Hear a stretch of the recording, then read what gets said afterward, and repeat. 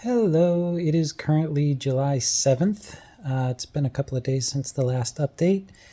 As you can tell by my ragged hair and whiskers coming back in, I haven't been able to do much for myself lately in the way of feeling good, so I just wanted to take a couple minutes and highlight that for me, in my case, I really do stand by month 2 being a hell of a lot worse than month 1.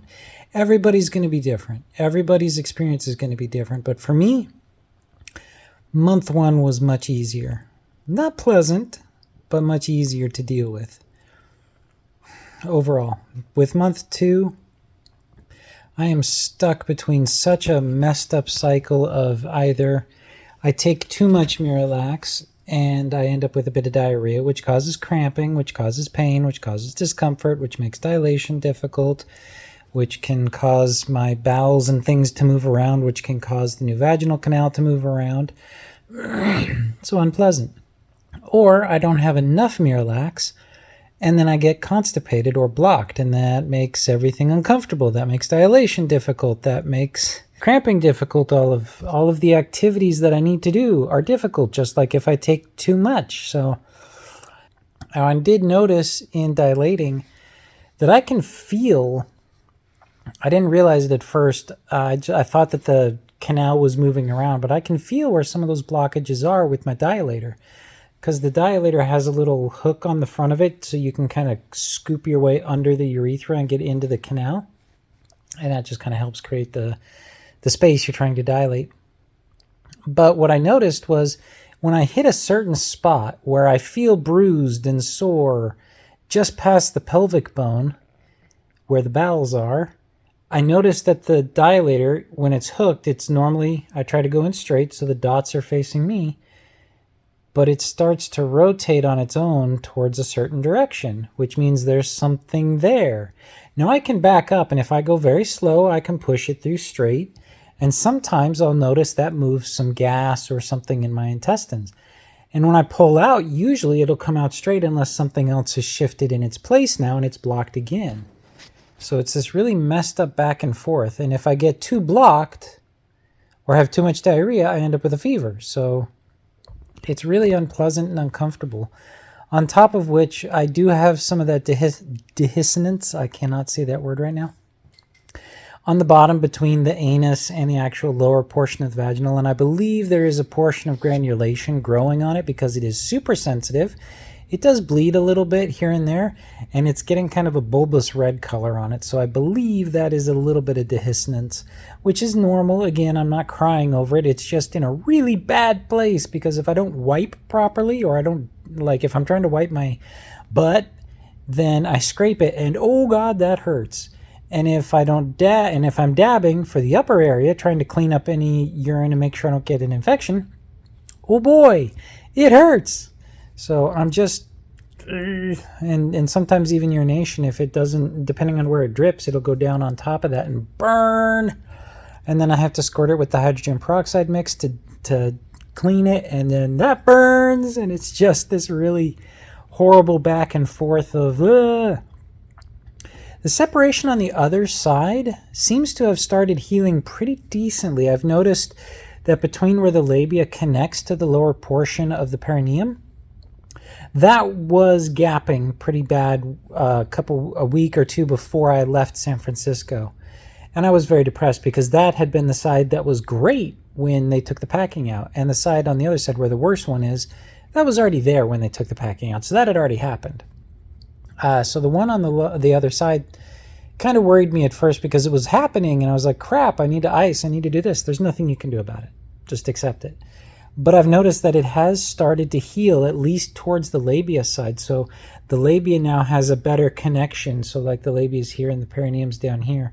Where there was a bit of a gap or it kind of went in and around, that intersection has started filling in now to where it's more smooth, which is fantastic to see. That is great.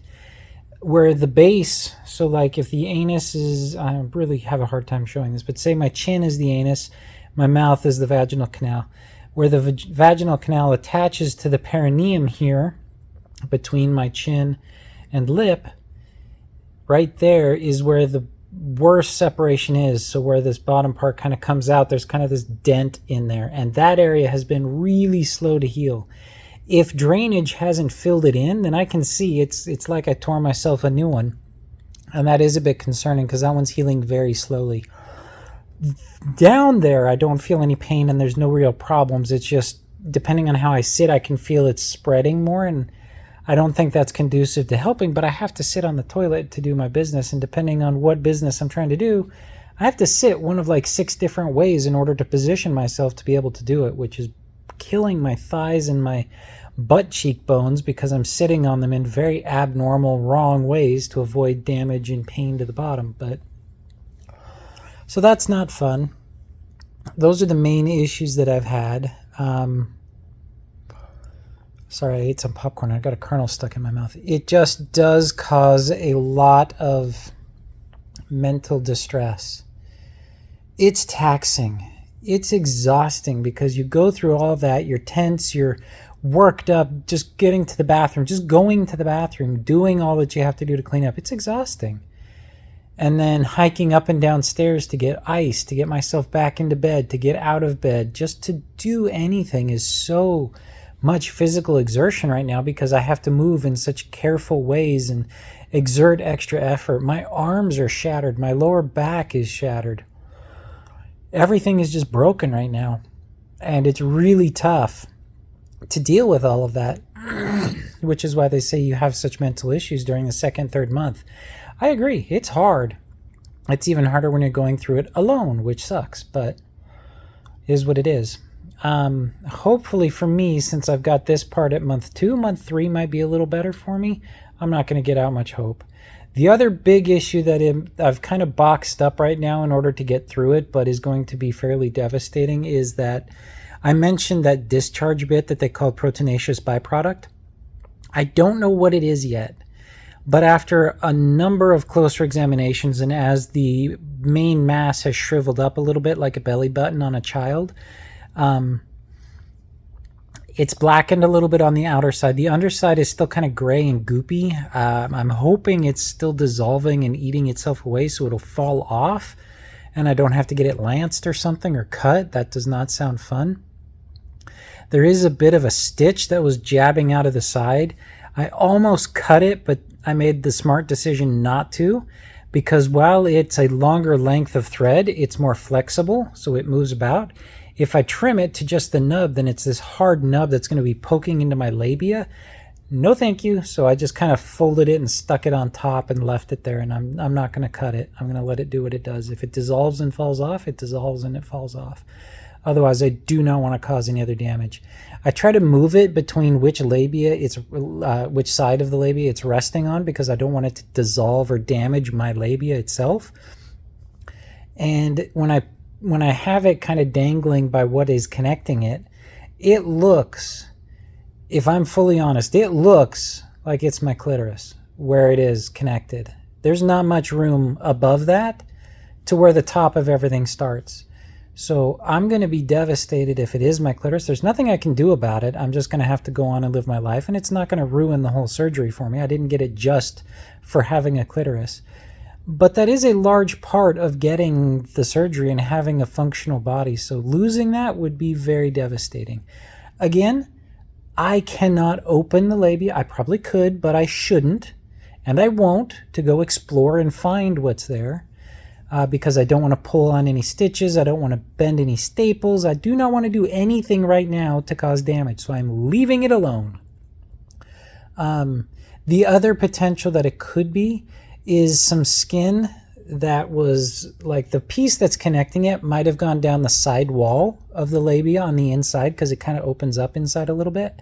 It might have gone down a little bit, and the big chunk might have been a portion of skin below, beside, or extending aspects of my urethra. That's another possibility that it could be. I don't know. The surgeons know. They know what they put together.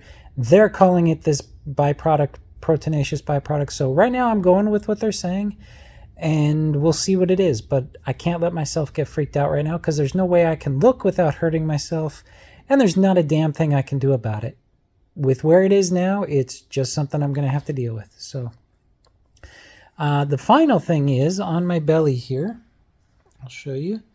This is one of my scars from laparoscopy. This one's got a little bit of a divot in it, but it's coming along nicely. Everything's fallen off. I feel a little bit of something there. It might still be a little bit of a stitch. I'm not supposed to put anything like scar tape or any creams on this stuff until they're a little farther along, but I do have both scar tape and creams ready to go on it. This one, you can see the glue they used to help hold the staples on is still hanging in there pretty well, so I'm not messing with that. The big issue on this is now these lines of sutures are poking out, just like I mentioned on the labia I don't want, so they kind of catch and tug on my shirt, which makes them itch. On the other side, this was the first one to fall off, and it is almost smooth, so this one I'm very happy with. I could probably start putting some scar tape on that one. This one, you can see it's kind of come off on part there, but I'm not going to rip it. I'm going to let it do its own thing. And the one that's bothering me the most right now is inside my belly button because it itches.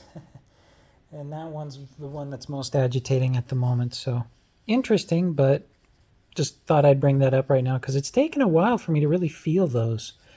I'm still very happy. I don't miss it. The only thing I'm unhappy with is how difficult recovery is. I still struggle to stand up because of the pressure of everything sliding down intestinally, pressure-wise from bowel issues, bladder, all that stuff hits that mound that goes around the front, again, my chin. So like if this is the vagina, this is going to be my tummy, this is going to be the mound, this is where that swelling is.